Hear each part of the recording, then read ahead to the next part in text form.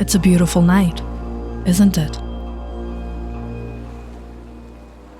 Yeah, Happy New Year's.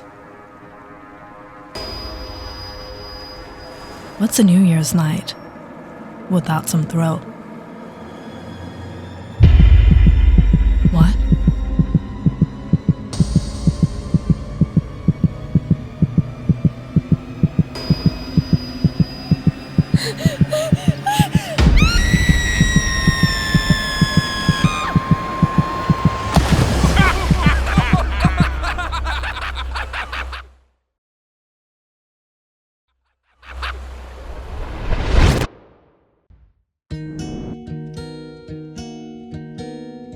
James has been searching for a job for a few months now.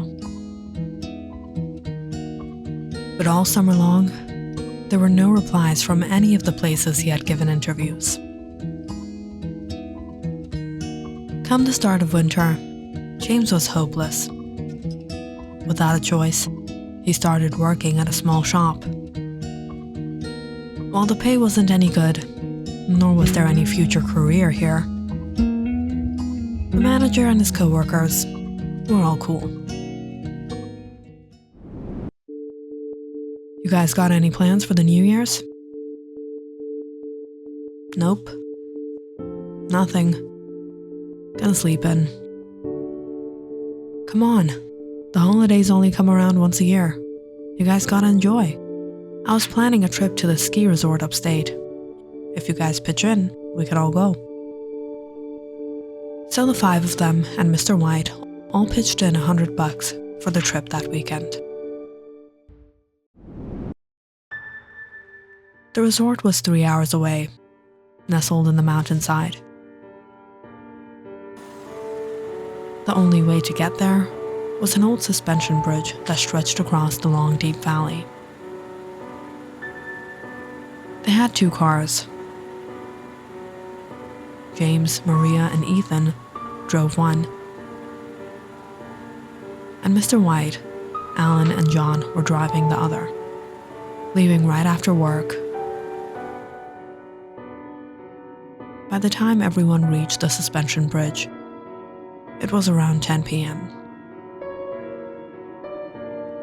It was a cloudy day, and the moonlight barely shone through all the wispy fog. Mr. White was ahead. He began to cross over the suspension bridge, and James followed along close behind, trying not to lose sight of Mr. White's car.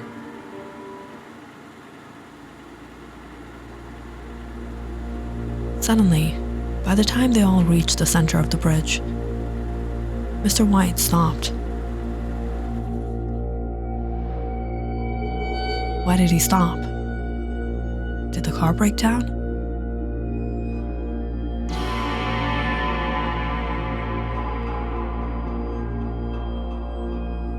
I'll go see. Just as James and Ethan were about to get out, they saw the rear door of Mr. White's car open. Alan and John stepped out.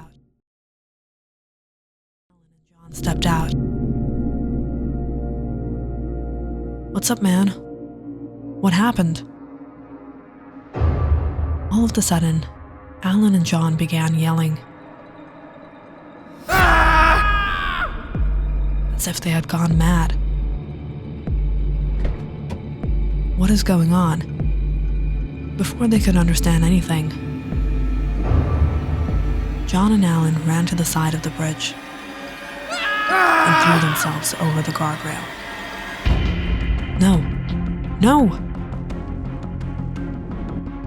James and Ethan rushed to the guardrail and peered down. But the fog was so dense, they couldn't see anything. It was a 150 feet drop from the bridge, and there was very little chance anyone could survive. Mr. White, he's in the car. James hurried over and opened the door to find Mr. White. Mr. White was crouched over the steering, almost paralyzed. Don't listen to it. Don't listen to it. Mr. White? Mr. White, what happened? Maybe we should call the police. I don't have any network. Walking along the bridge, it was almost another hour till one of them got reception. They called the police immediately, but it took a while for the police to arrive with the ambulance.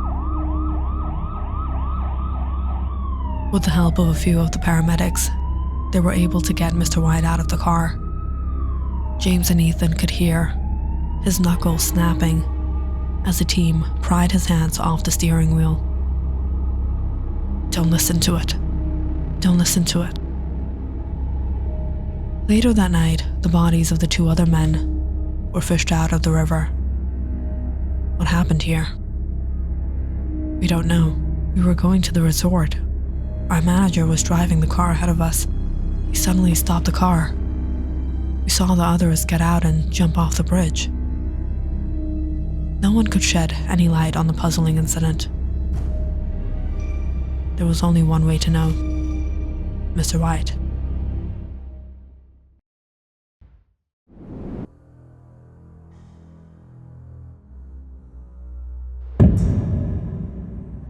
It was late into the night. Mr. White woke up in the hospital.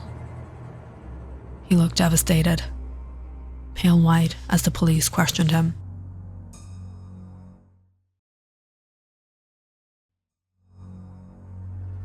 What happened on the bridge?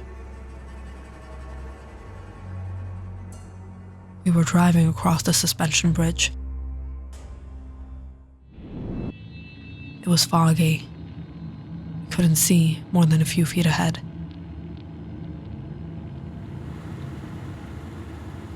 I was driving as slow as I could.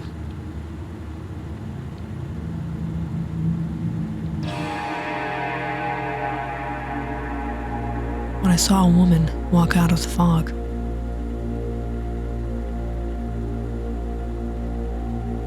I stopped the car, wondering where she came from, if she was lost or searching for a lift. But she just stood there, staring right into my eyes. She was tall, attractive. She was wearing a long red dress. Her hair was dark brown, flowing over her shoulders. Her eyes, they were piercing blue. I tried motioning at her, but she didn't respond. And then, the mist, it slowly encircled the car. And then others began to emerge from the mist. They were all soaking wet. Some men, some women.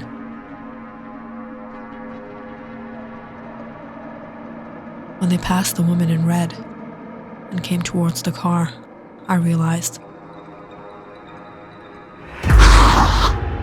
they weren't alive. Some of them had bruises, cuts, broken limbs, or no limbs at all.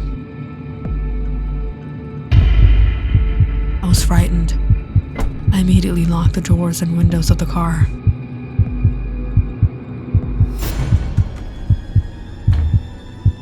But they surrounded us. They began banging on the windows. Come with us. Be with us. Follow us. I don't know why I felt a strong urge to listen. It was too difficult to resist. Alan and John gave in. Those people pulled them out and threw them off the bridge.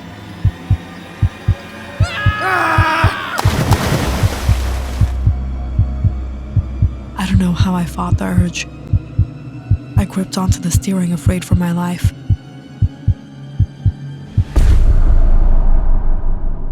And the next thing I remember was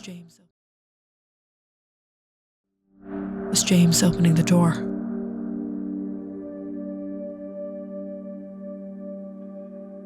James, Ethan, and Maria Both left the hospital, shocked in disbelief. What do you think really happened? Ghosts? Spirits? Zombies? I don't know, man, but I'm never going there again. Ethan swore to leave the past behind. But as for James, he sensed there had to be something more. He was right behind them, and he didn't see anyone. Nothing made any sense. But then again, why would Mr. White make something like this up? It was as if he had lost his sanity in one night.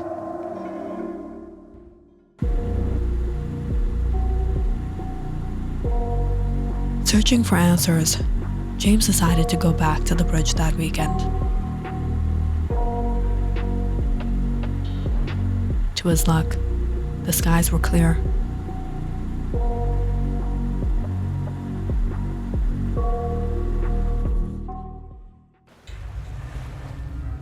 He got out of his car with his pocket knife and flashlight gripped tightly in his hand and walked out to the bridge.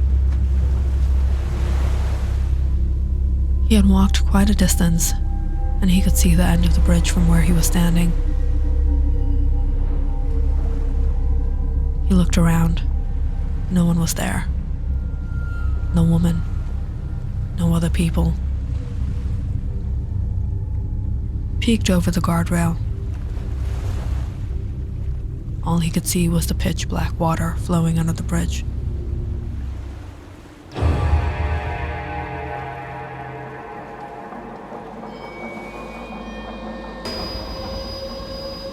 You pushed me over once. I won't let you do it again. James flinched, hearing someone's voice. Who was that? Who's there? But it was silent. There was no one in sight. I mean no harm. If you need help, I'm here to help.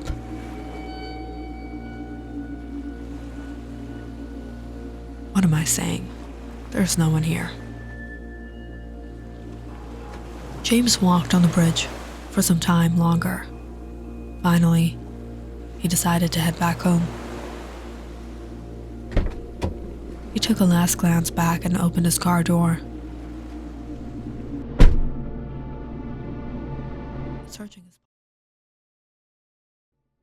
Searching his pocket for his keys. That's when he realized he wasn't alone.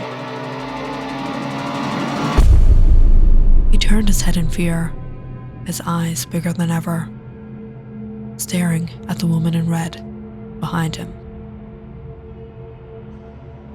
There was no one to save me that night. I've been here for so long. I want to go back home.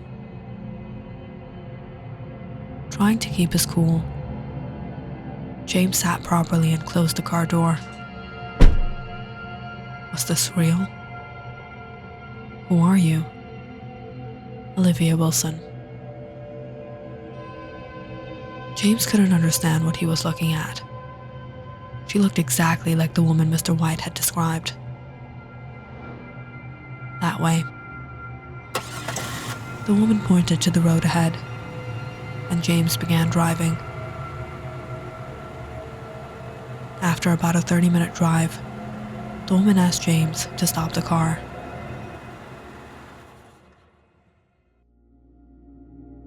She quietly got out. James followed after her. She had brought him to what looked like a graveyard. Wait, where are you going?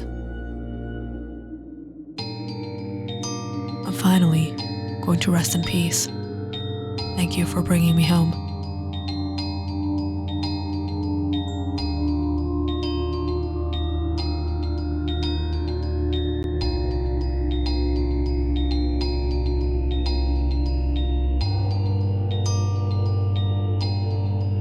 James watched the woman walk to a tomb where an old woman stood.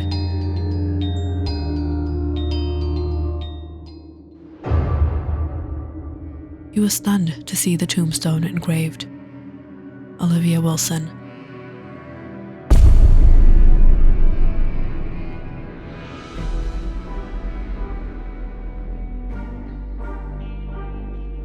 Can I help you?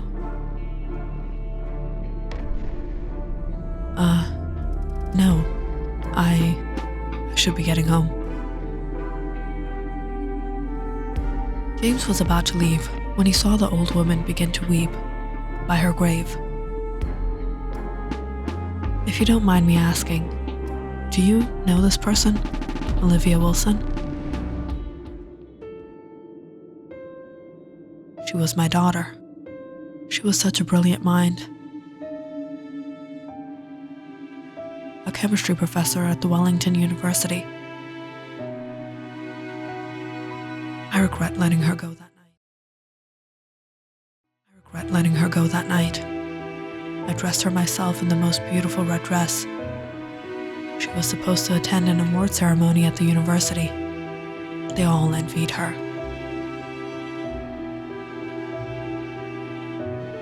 When I opened the door to her colleagues that night, I sensed something was wrong. The police found her body in the lake. They took her life, threw her over the bridge. Those criminals were never punished. They said there was no proof. But I know who did it, and they'll suffer. You're right, but your daughter, she's in a better place now, away from all the evil of this world. The old woman showed James the picture of her daughter. James stared in amazement. It was the same girl. It was the same woman in red. If you ever need any help, you can find me here.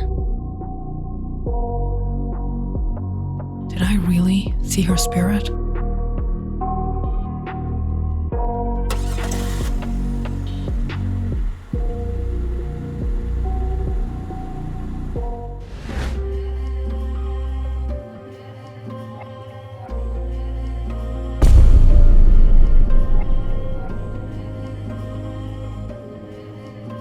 If you enjoyed this story, please like and subscribe to my channel and share this video with your friends and family.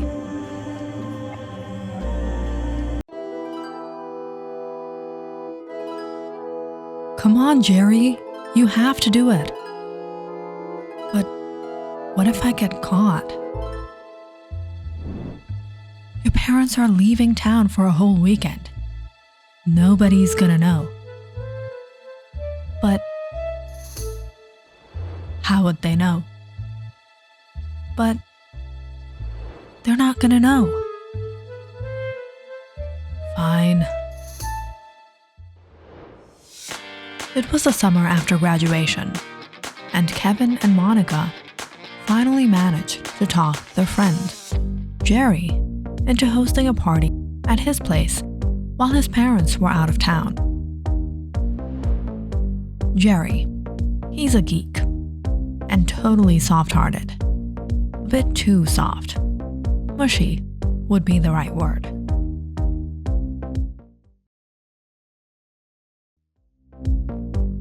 Jerry might be good at maths, but he is horrible when it comes to arguments. And Kevin and Monica have always gotten away with making him do for them.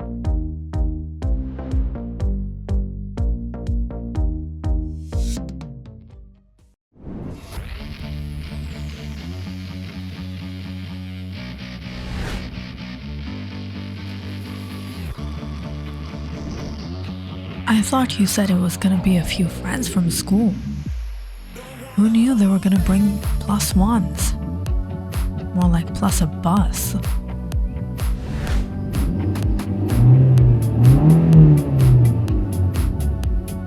The night turned out to be much more than any of them expected.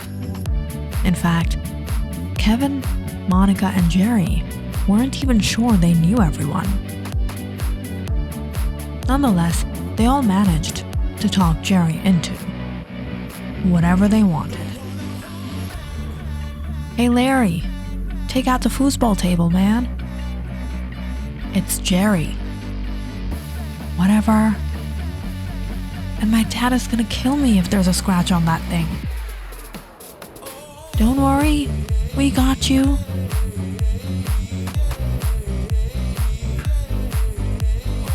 Thanks, Gary.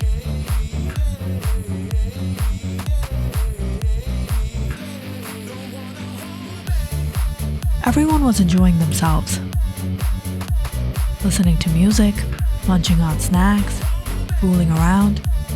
Everyone was having fun. Everyone except for Jerry. He was all too worried about his mom's crystal vases breaking or some fools messing with his dad's booze cabinet.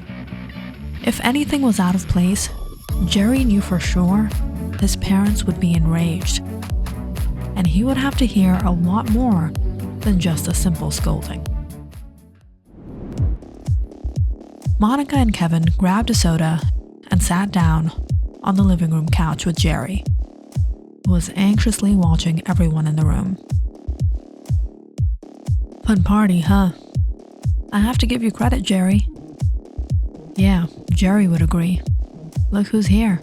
I invited Veronica. What? Jerry still has a crush on Veronica?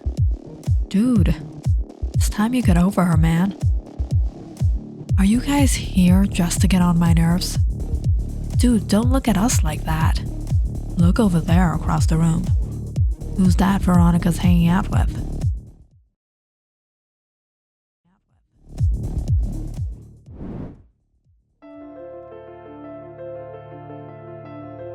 The tall guy? I don't know him. What? I thought you brought him along. No, he didn't come with me. Chill out, guys. Veronica seems to be having fun with him. Never seen her dance like that. He probably came with someone else. Maybe Philip's cousin or something. Heard he's really tall. Maybe, but he doesn't even look our age.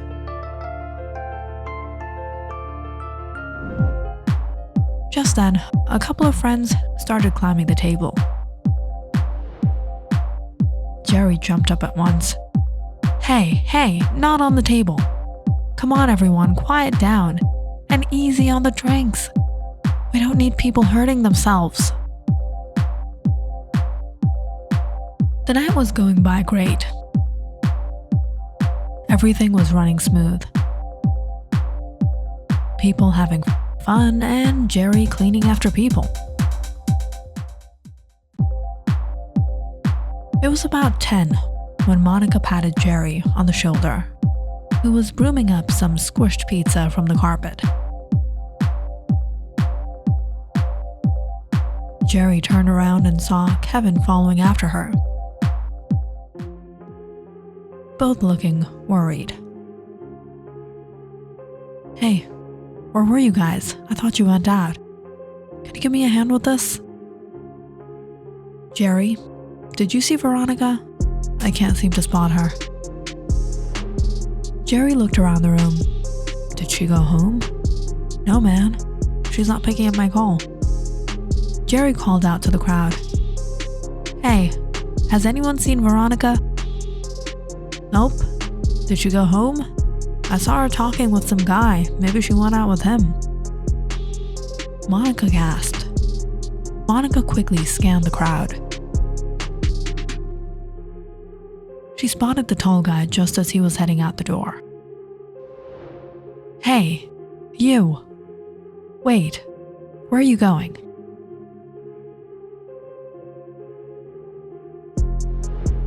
We saw you with Veronica. Where is she? The girl in the red dress? We spoke for a while, but I don't know where she went. You were with her the whole night. How can you not know where she is? Calm down, Monica. We'll find her. You can't just start accusing people like that. Kevin looked through the crowd again. We have to think things through. Let me try calling her again. I don't know why is her phone off? Listen guys, I'm sure she'll turn up. Maybe she went out. Look, and I really don't want police coming over. My parents will freak. All the neighbors will start showing up on the streets. Can you imagine how embarrassing that would be?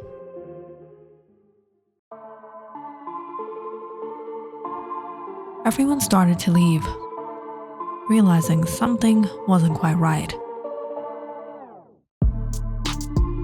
Jerry kept his eyes on the tall guy. He was walking down the front porch.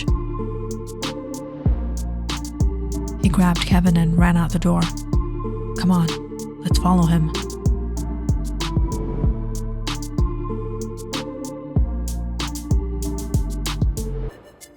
I don't know why, but I have a strange feeling about this guy. Monica, why don't you go check up on Veronica's apartment and see if she went home? Alright, I'll meet you guys back here. Monica drove out to Veronica's apartment.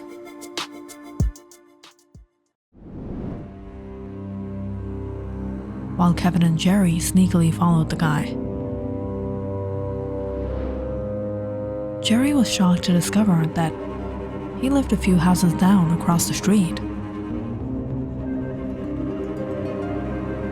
He watched the guy look here and there before entering through his gate.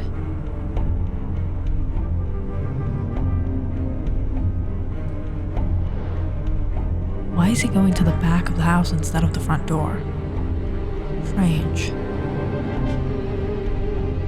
The night was quiet. Kevin and Jerry waited to see if they could catch a glimpse of anything through the window, but the guy didn't even turn on the lights. By the time they got back to Jerry's house, Monica had informed them that Veronica wasn't at her apartment. When she returned, she found Jerry and Kevin anxiously tapping their feet on the ground. Got any news? No, where could she go? You think we should call the police? Hold on, man. Let's wait till morning and try calling her again. If she doesn't answer or show up, we'll call the police. You should have let me corner him when he was here. Did you find out who he was? Who did he leave with? That's the thing, Monica. He lives across the street. We called up everyone and asked if they knew him. No one invited him over. No one even knows his name.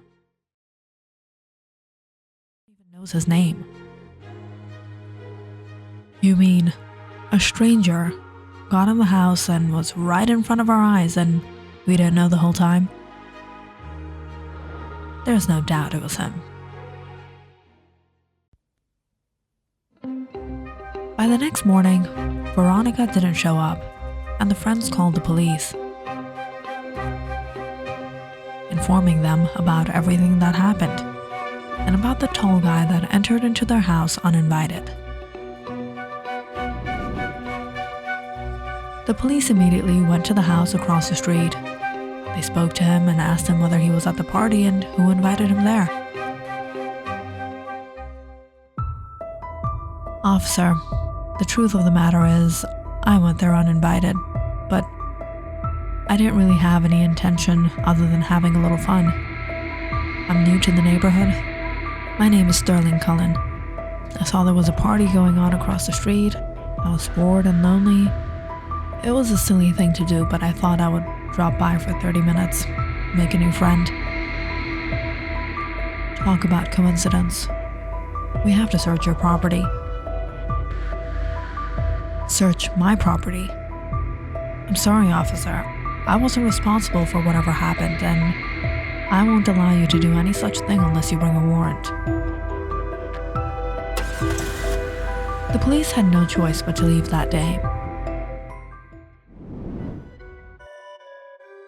When Monica, Kevin, and Jerry heard what happened, they became all the more suspicious of Sterling.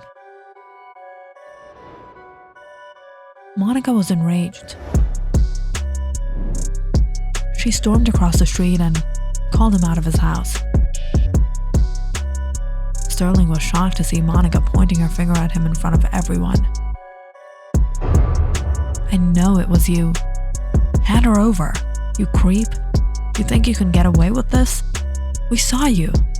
You had your eyes on her the whole night." "I've already told you. It's true we spoke, but the fact of the matter is, I didn't even know your friend." "You think I can't see through all that pretension on your face? You won't get away with this."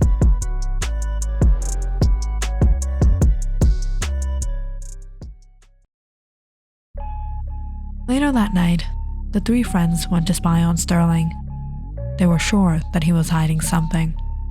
At around 11 p.m., they saw Sterling come out to the backyard. Just like the other day. Does he do this every night?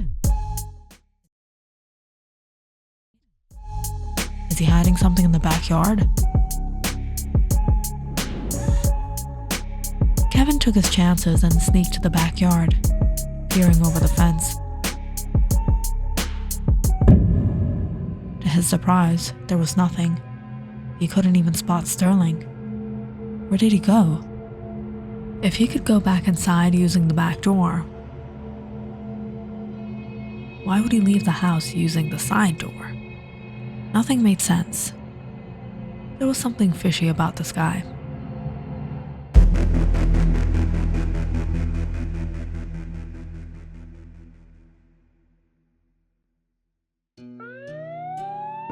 The next day, police acquired a warrant and searched Sterling's property. Not only did they not find Veronica, they didn't even find a clue to where she could be. The friends gathered at Jerry's house. They all plopped onto the couch, hopeless in despair. "I can't accept this. He can't get away with this." "But Monica, the police didn't find anything there. What if we're just blaming an innocent guy?" "There's no way he's innocent. He's hiding something. It's the end of today, but there'll be a tomorrow. We'll find Veronica." "It's getting pretty late, Kevin. I'll drop you off." "Thanks."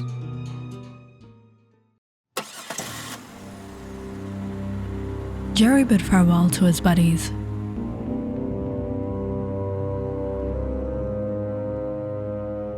Watching Sterling pacing in his front yard. Why was he out?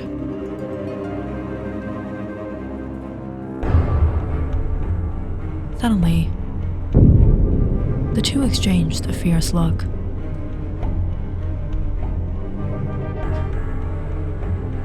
Jerry quickly closed the door.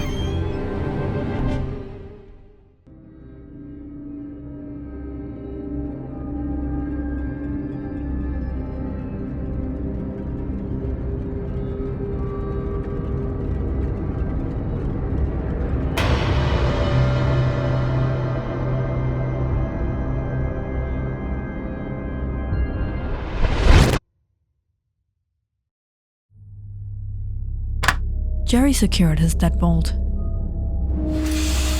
and locked his windows, taking a last peek across the street. Jerry took a deep breath as he went down the stairs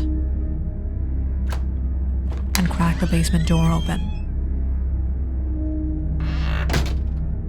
He smirked as he walked inside. All the way to Veronica, sitting quiet and still in his secret room. Everything was going perfect, just right. Everyone thinks that creep across the street did it. Little do they know I've finally gotten my hands on you. Oh, I've wanted this for so long. Now when the police are busy investigating across the street, I'll be busy tonight, and every night. Here with you. Jerry slipped off the tie from Veronica's mouth. She started yelling. "Please, Jerry, what are you doing? We've known each other for so long. We can talk things out. Right. Talk to me, the nerd. You never gave me a second look. You were too interested in the other hunks and studs. But today, I'll have you all to myself. Jerry stretched his hand forth. Just then, as Jerry was about to have his way with Veronica, there was a loud banging noise on the door. Veronica and Jerry looked back in shock. In a flash, the door burst open. There stood Sterling, staring at Jerry with furious red eyes, the like of which neither Veronica or Jerry had seen before. I don't think so. How did you get in here? Before Veronica could even cry for help, everything blurred in front of her eyes.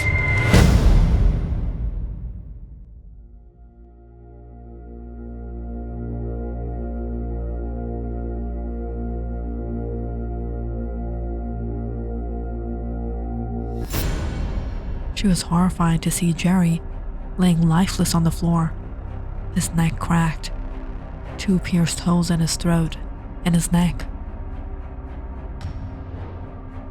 Sterling was gone.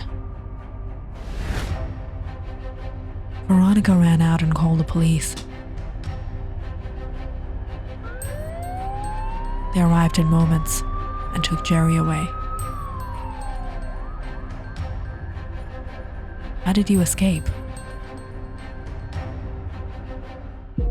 Veronica couldn't make sense of what happened.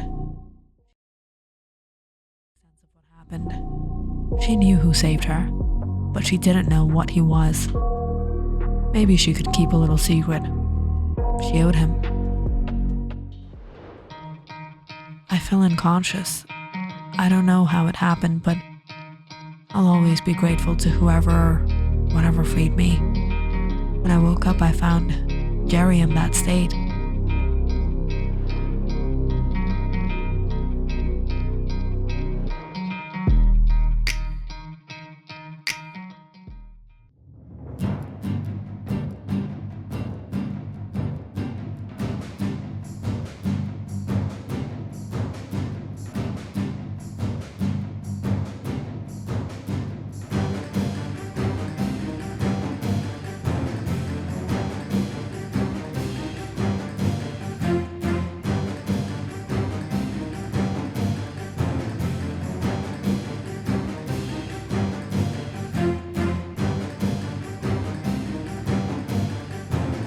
If you enjoyed this story, please like and subscribe to my channel and share this video with your friends and family.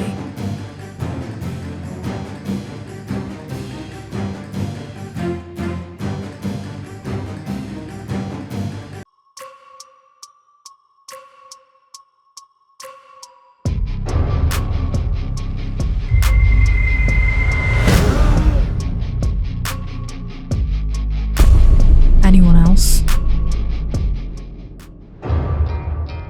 Me. You gotta be kidding me. What happened? Scared to lose? You know I can't compete with you. Why not? Because I'm a woman? Mason, is that sweat I see? You're nervous. Yeah, Lily. I'm afraid you'll end up crying. I just don't want to ruin our friendship. You want to bet?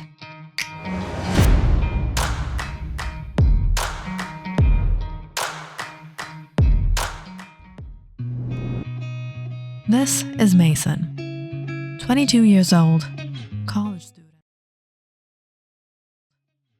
student, working as a fitness trainer at Los Angeles Fit World. Although Mason doesn't plan on working here for long, he enjoys the job because Mason is all about fitness and women. Mason is tough, rough, and he has the body to show off. Attention from the ladies was the usual for Mason, as was answering routine questions. How did you get so ripped, man? What's your diet? What workout do you do? Do you take supplements? It's nothing but hard work and perseverance. Mason is a nice guy, but at the same time, he's strictly disciplined, which made him even more admirable at the gym. And most of the members wanted him to personally train them. Within the first month of working at the gym, his boss was amazed how customers flooded in to attend his sessions. Mason has had a lot of trainees, but out of them all, if there was one person he couldn't get off his mind, it was Lily.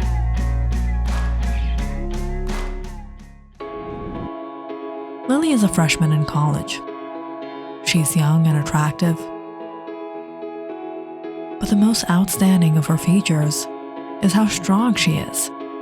Even men can't compete with her. Mason didn't want to admit it, but he's attracted to Lily. She's confident, sporty, and always enthusiastic about having fun. Bet you can't lift more than me. More than you.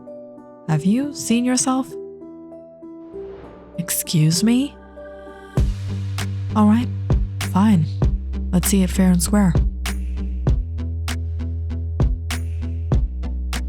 Mason didn't want to demotivate her.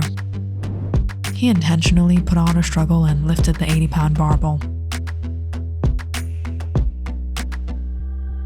Lily watched him intensely with a smirk on her face.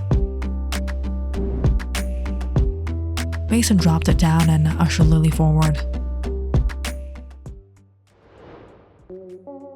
You think I'm going to lift this? Lily set up the 100-pound barbell.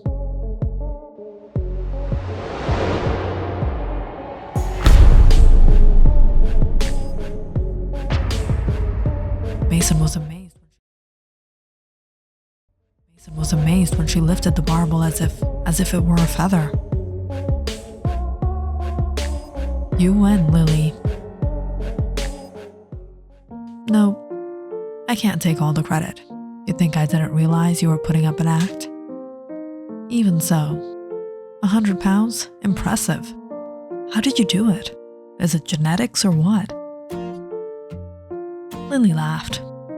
It's a little more than just genetics. Mason often ended up puzzled by Lily's strength. He couldn't believe it. What was her secret? Over time, Lily and Mason became good friends.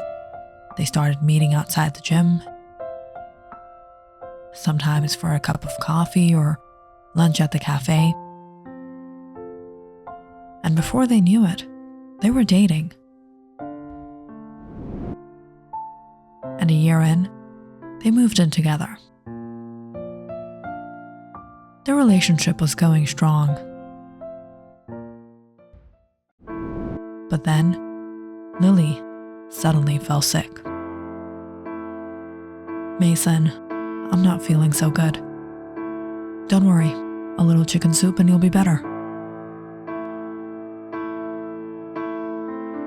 I don't feel like eating, Mason. I'm not hungry. It wasn't overnight, but Lily's health began to fall day by day. She lost her appetite, began losing weight. Mason tried his best to allow Lily rest and keep a good eye on her diet. He knew Lily wasn't the type to slack back on her health.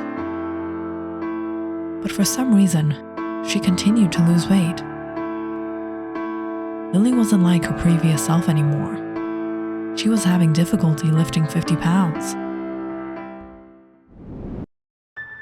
Lily dear, how's everything going? Not too well, Dad. When Lily's family heard that she wasn't doing well, her father was concerned. Her mother asked her to take a break from the city life and take a few weeks off and visit them. Mason, there's nothing to do over there, and the network is horrible. But they're right, you need some time off. Maybe you should go. I can't imagine staying away from you, Mason. Wait, you can come with me. I don't know. Is your family going to be okay with that? Okay or not, you're going with me. I'm not going without you. After a lot of persuasion, Mason finally agreed to her wishes and packed his bags. Ready for a flight to Minnesota.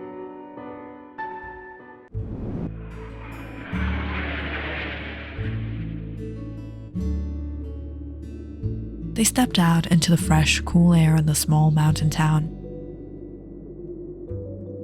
Mason was amazed by the spectacular view. He didn't want to go empty-handed, so he picked up a cake at a bakery on the way to the house. The couple took a car all the way through the steep mountain roads to Lily's family home. Mason tried to stay confident. He cleared his voice, straightened his posture, and walked with Lily to the front door. But before even ringing the bell, the door opened and Lily's parents rushed out. Her mother, Mrs. Douglas, took her inside straight to the dining table. And Mr. Douglas patted Mason's back and invited him inside. Mason, tell me about yourself. I'm attending college. I currently work as a fitness trainer in LA.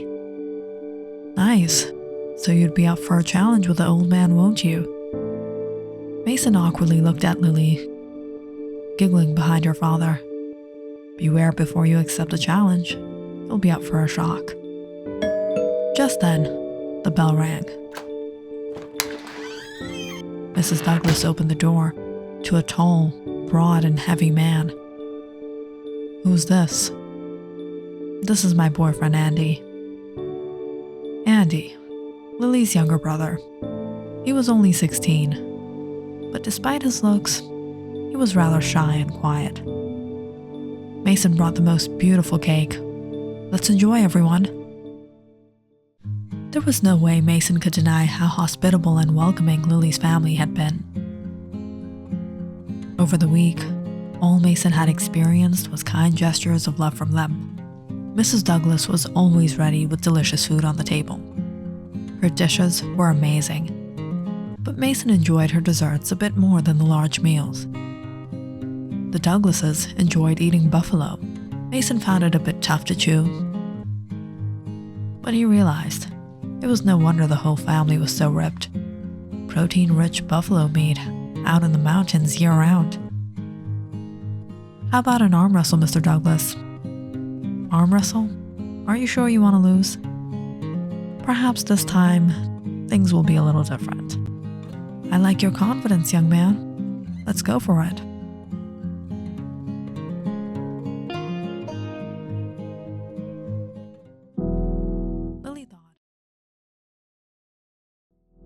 Lily thought she would recover once she was here. But her health condition only worsened. And strangely, so did the rest of the family. It was one of these mornings, as usual. Mr. Douglas and Andy were going out for a walk. But feeling a little under the weather himself, Mason decided to stay back home and rest. Lily, come on. Let's go out and get some fresh air. There's nothing a little exercise can't fix. Not today, Dad. I think I'll stay back with Mason. What's wrong? How are you tired already? I don't know, Dad. I'm just not feeling good. I knew I shouldn't have let you go to the city. When I heard you were losing weight, I knew you weren't eating properly. Have you skipped out on your supplements? You've been ruining your body for that boy, haven't you? For Mason? No, Dad, it's not like that. Mason is into bodybuilding. He would never let me ruin my body. And I have been eating. The problem is something else. I just can't point out what. Dad, I think Lily's right. You think it's something to do with the serum? I don't feel that strength anymore. I'll have to check it out again. In the following days, everyone's health condition worsened. They couldn't understand what was going on. It was one of these mornings. Mason woke up to everyone huddled together in the living room. What's wrong? Is everything okay? Mason, this was the portrait of my great-great-great-grandfather. The secret recipe to his serum was hidden inside it. Somehow it caught on fire. It's ruined. The recipe is lost. Serum? It's the supplement we were all taking. I don't know what's happening in this house. We've all fallen sick. It seems like a curse has fallen on us. That's strange. You don't think there's something wrong with the serum itself, do you? Perhaps that's what's been making you sick? No, that can't be. It's been in the family for so long. You never know, Mr. Douglas. This is why I don't use anything. The incident only made the family members more ill than they already were. The next few days didn't go by too well for anyone in the house.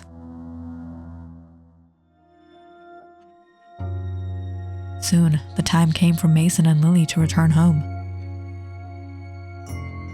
Mr. Douglas requested Lily to take a break from college, stay back until her health got better. Mason, however, couldn't stay any longer. He had a lot of business to attend in California, from work to college. I'll miss you. Don't worry, I'll be back soon.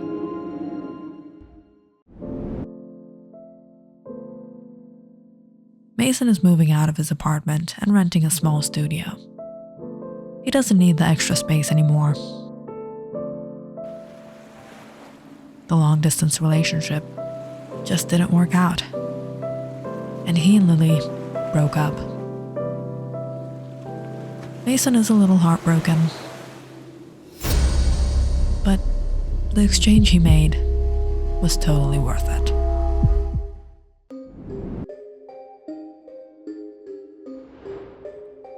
Lily, what is this? What? Is that the secret behind the strength? You know that's illegal, right? What is illegal? Oh, you thought I was taking... No.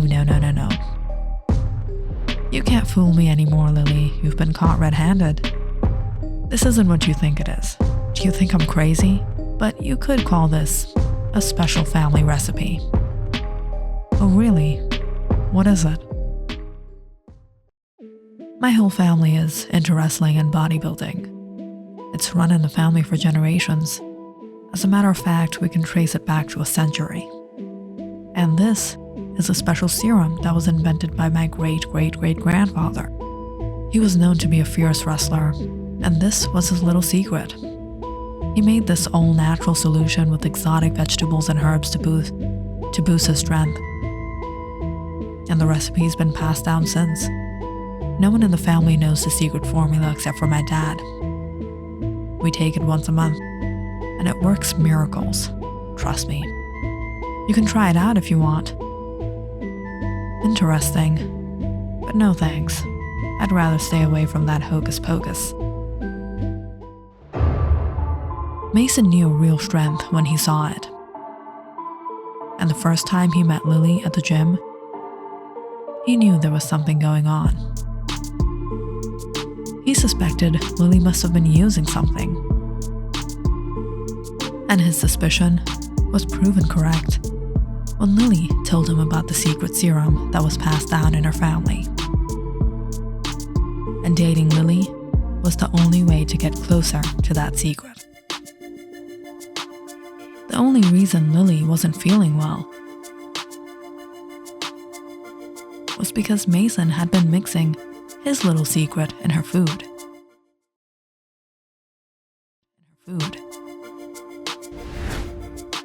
It wasn't anything fatal, but it was harmful. Mason knew the secret formula was at the Douglas residence, and Lily was the only way he could get to that house. Once he made his way into the Douglas residence, he needed the recipe, not just the serum. And it all started with that piece of cake. Mason enjoyed watching everyone delight in the cake he mixed his little concoction in. And finding the hidden formula was a piece of zinc sulfide that Mason crushed and smeared on his hand. Mason had passed the zinc sulfide to Douglas. Douglas was the only one who handled the formula, and now that he had the zinc sulfide on his hands, anything he would touch would glow up in green once Mason would shine black light on it. It was in the middle of the night. Mason searched the house. It was strangely obvious where the jackpot was when he saw the portrait glow up on the wall.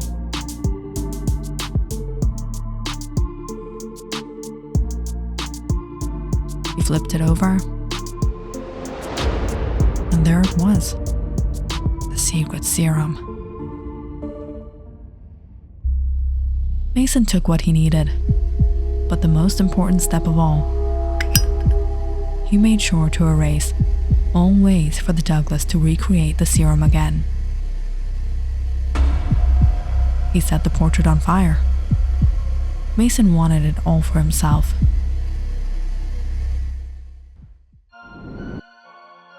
Now he was the strongest of them all.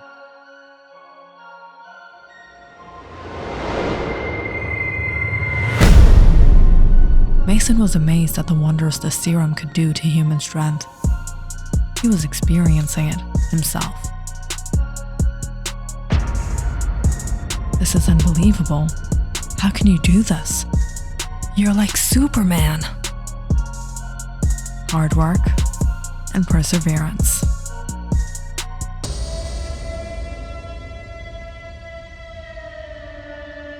If you enjoyed this story, please like and subscribe to my channel and share this video with your friends and family.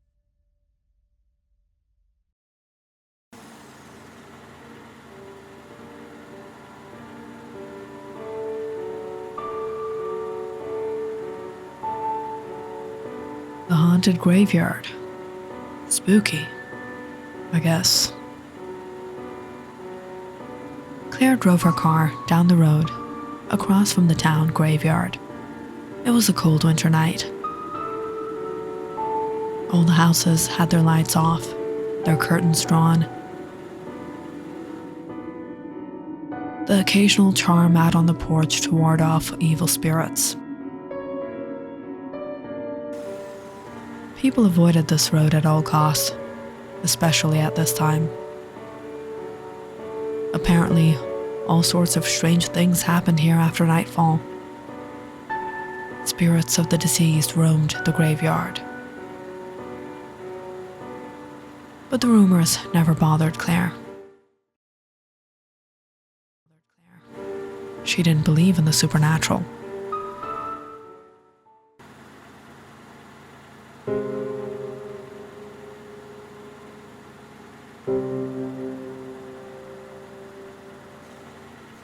What is she doing here?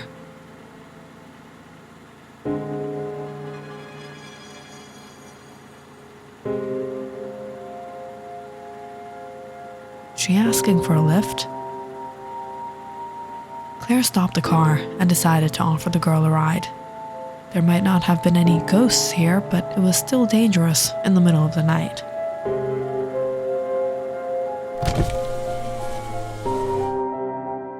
Would you please give me a lift?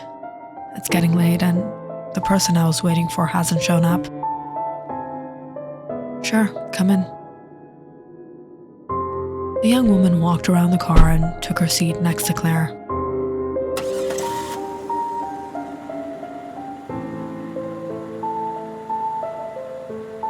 She was quiet. It's really late. Don't you think it's a little unsafe at this time? Weren't you afraid? Afraid? What's there to be afraid about? I've traveled past the realm of fear. Nothing frightens me anymore. Claire raised her brow. Perhaps this girl was a skeptic like her. I'm Claire. You? Vanessa Jacobs.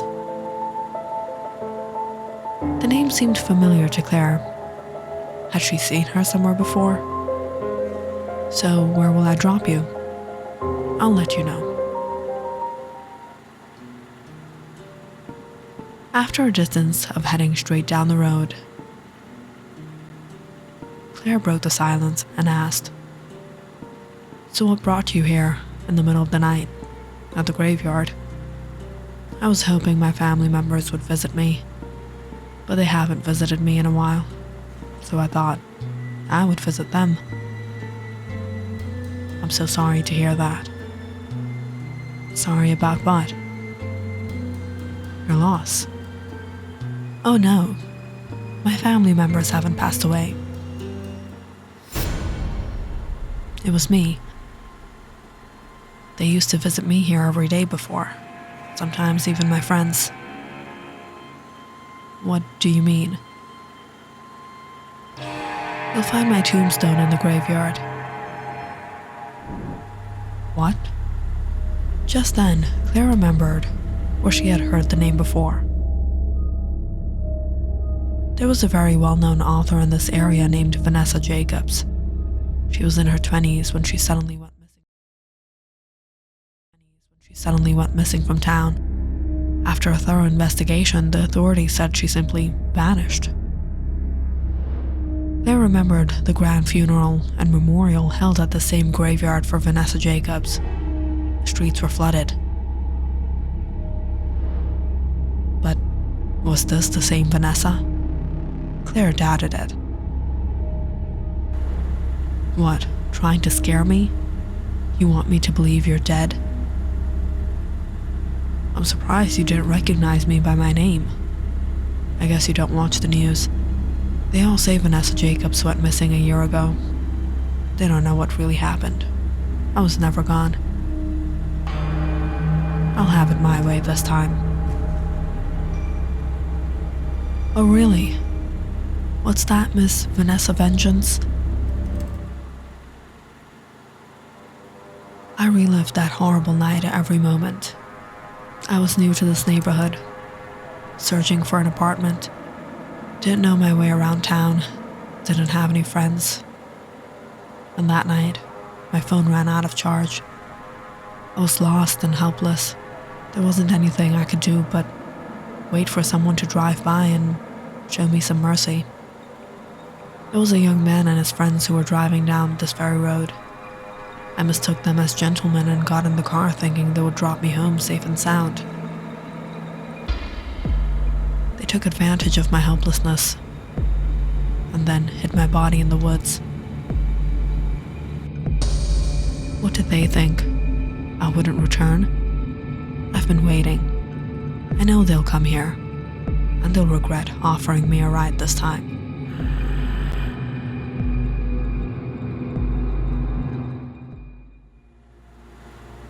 When Vanessa finished her story, Claire took a quick glance at her. Vanessa looked serious, but Claire was still not convinced. I thought I would help a young woman, but you sound suspicious. Is this how you steal people's cars? By scaring them off? I've heard there's an auto thief out on the loose. Are you her? There's much about the world you living people don't understand. I didn't either. Perhaps that's why the living suffer greatly. Living people? I'm sure you're living as well. Ghosts don't exist.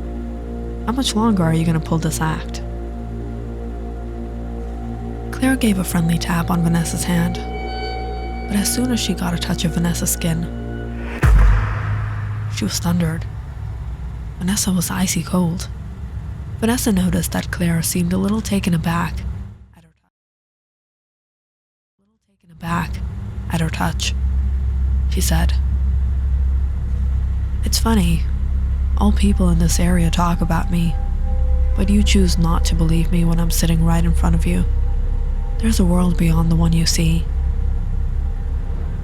Sometimes we show ourselves to you, but most of us choose to remain unseen. Claire began to slow down the car. Right, this has gone on quite long enough. I think you should get off. Vanessa smiled. Why? Have I scared you? I don't mean any harm. After all, you're not the one I'm searching for. Claire rolled her eyes. No, you haven't. I'm sure you're just a psycho, and I'd rather not have a psycho in my car. Have you heard it's not a good idea to upset the dead? They don't appreciate it. They might come back to haunt you.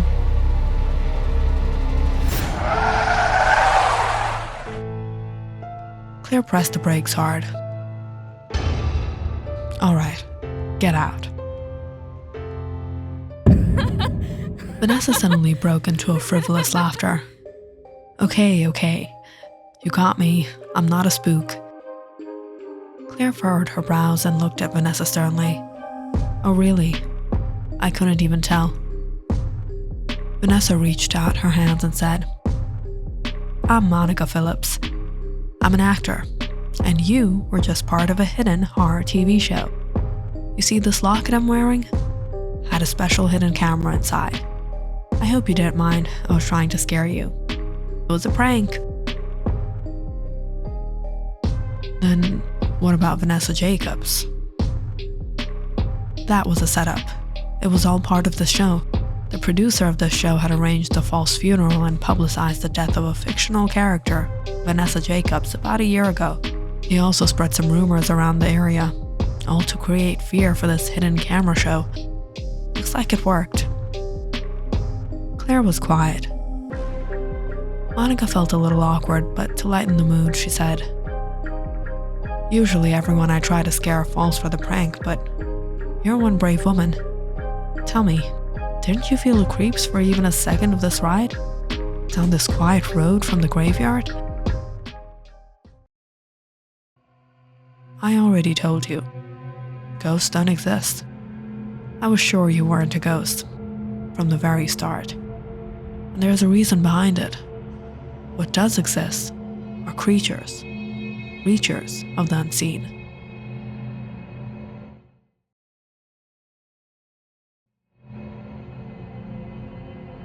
What?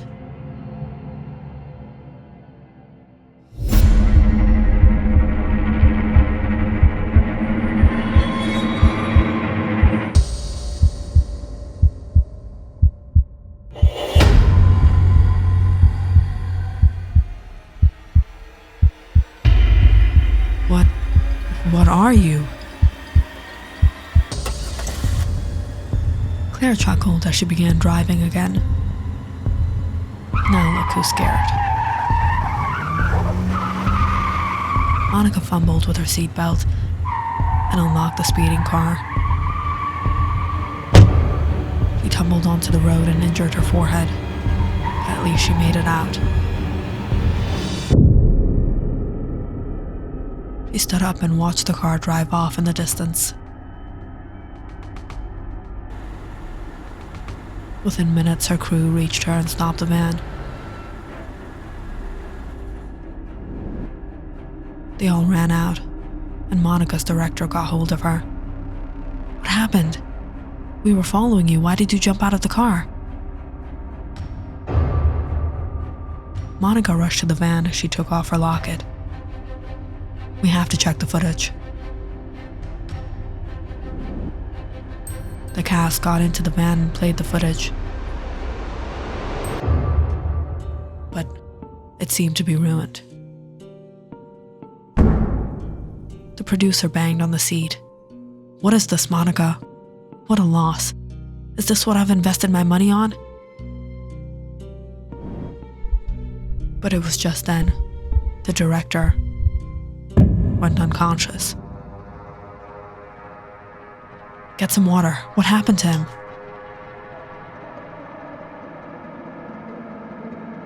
Monica fast-forwarded and played the last portion of the video.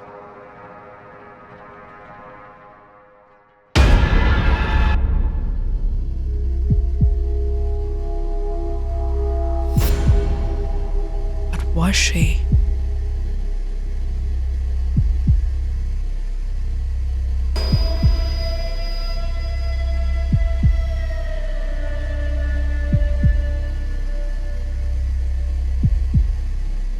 If you enjoyed this story, please like and subscribe to my channel and share this video with your friends and family.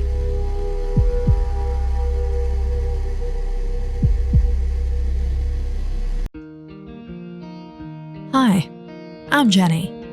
I just graduated from college, and I'm still single.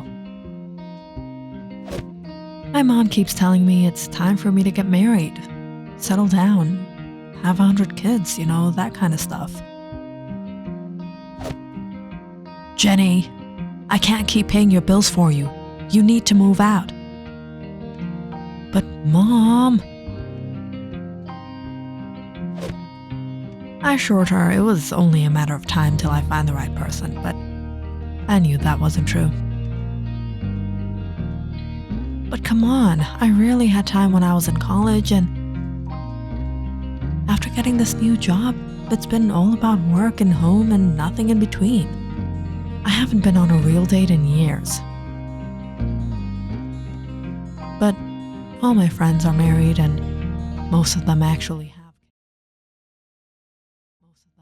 have kids. Not one, they have two. It's hard trying to fit in at the dinner table. I feel left out. So, I decided to get back out there. When I told one of my friends, Lisa, she told me there was an event being hosted at this diner she went to. It was a mix and match dating game, and she watched it before, thought it was a fun way to meet new people. She told me to dress my best and meet her there the next Friday night. So, here I am, dressed my best, put on some floral perfume and left the house. When I reached the bar, I took a deep breath and strutted through the door, trying to project an air of confidence. I was shocked to see how many people had turned up to the event. When I first heard of it, I thought it was for losers who had nothing else to do in their lives. Well, I guess now I fit into that category as well.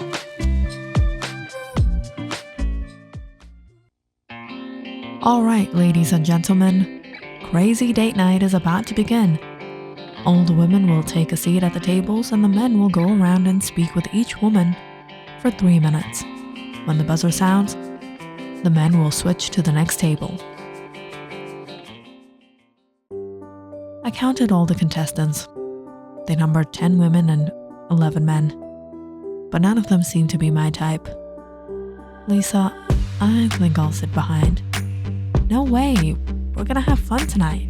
Come on. On Lisa's insistence, I awkwardly walked to one of the tables and took a seat. The buzzer rang and a man, much older than me, sat down. Potential husband? No. Potential grandpa? Maybe. The second man came and sat down. I watched him scratch his head the whole time.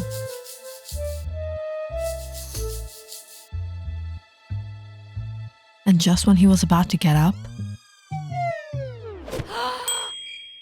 he was wearing a wig. Finally, on the third buzzer, I found myself sitting with a decent-looking gentleman. We spoke for those 3 minutes and I found out he was divorced, had 6 kids.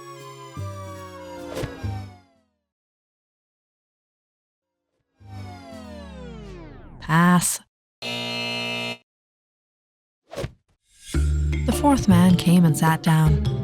He watched me intensely with big, wide eyes. He didn't blink a single time. Even when he was sneezing and blowing his nose, he was staring at me. I sat there and peered at Lisa. She couldn't hold in her laughter back at the bar counter. I was beginning to lose hope of ever finding a perfect match, and this was definitely not the way I was going to find Rome. The buzzer rang, and the fifth man sat down. He had a pot belly that was bursting out of his shirt, and sweat rolled down his forehead. He couldn't breathe just from the walk from the last table to mine.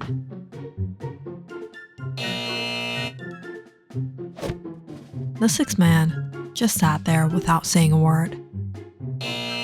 When he got up when the buzzer rang, I noticed he didn't even have a leg. He walked on a peg. I held my face and shook my head as I listened to Lisa burst out in laughter in the back.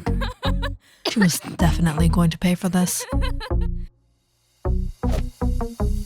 The eighth man was attractive, but he didn't talk much. I realized he didn't even speak English.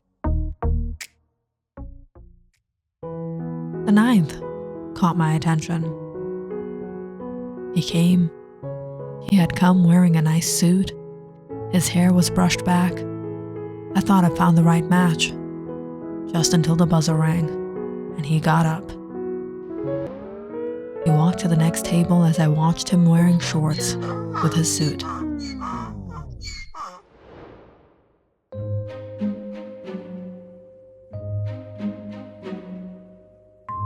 When the 10th reached the table, I threw my hands up in disbelief. I could see that he obviously had way too much to drink. And he had curled up into a ball on the table and started snoring loudly. I've had enough. I was contemplating on going home and sitting on the couch with my dear soulmate, the sofa cushion, and watch a romantic comedy. Just then, the final man took a seat.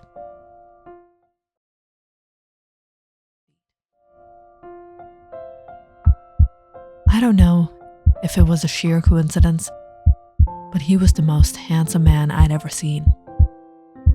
He had a nice hairdo, wore fashionable clothes, he spoke eloquently, and he even made me laugh a couple times. I couldn't stop looking at him. Every time I heard his sweet laughter,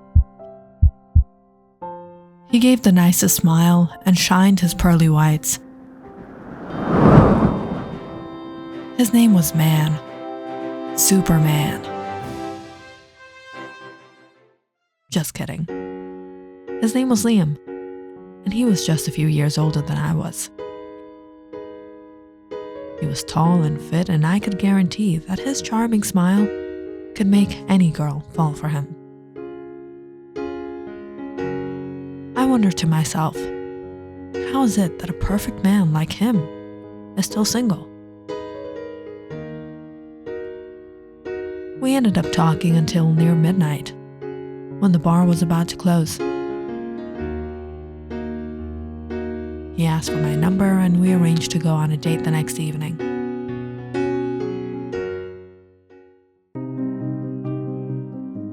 I called up Lisa and told her what happened. I couldn't believe I'd actually found a decent guy at the event after all.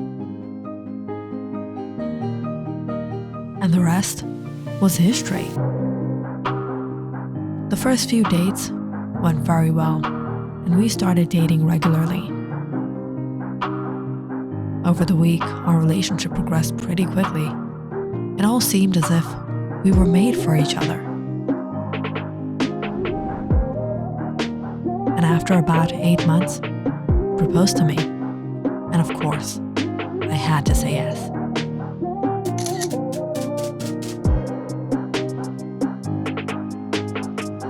son.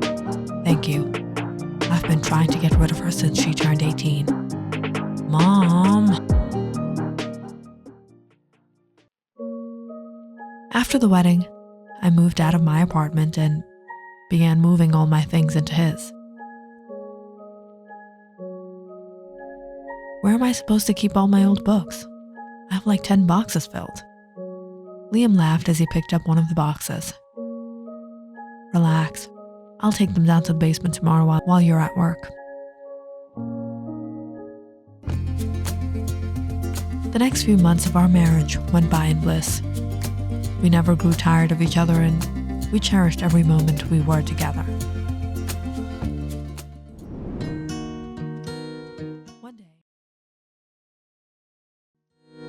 One day, Liam told me he was heading out to get some groceries. Just before he was about to leave, I told him I needed to get one of my books from the basement. Oh, the door is locked. Just wait for me to come back. I'll get them out for you. When Liam left,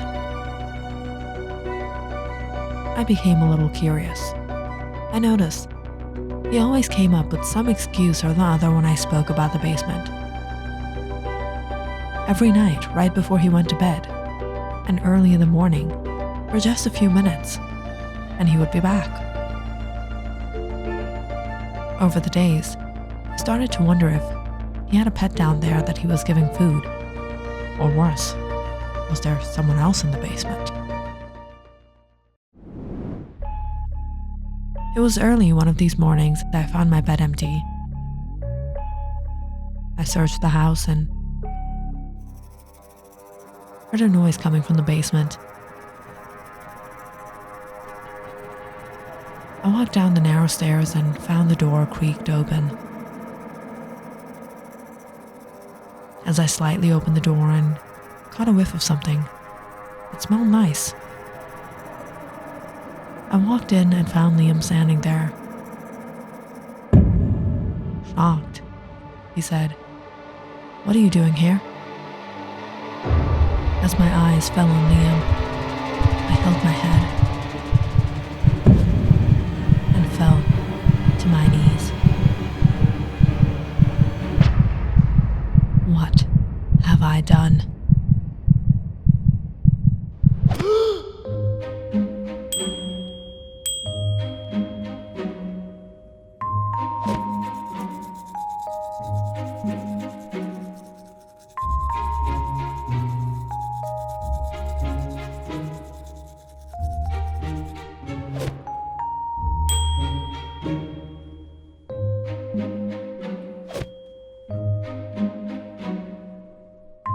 If you enjoyed this story, please like and subscribe to my channel and share this video with your friends and family.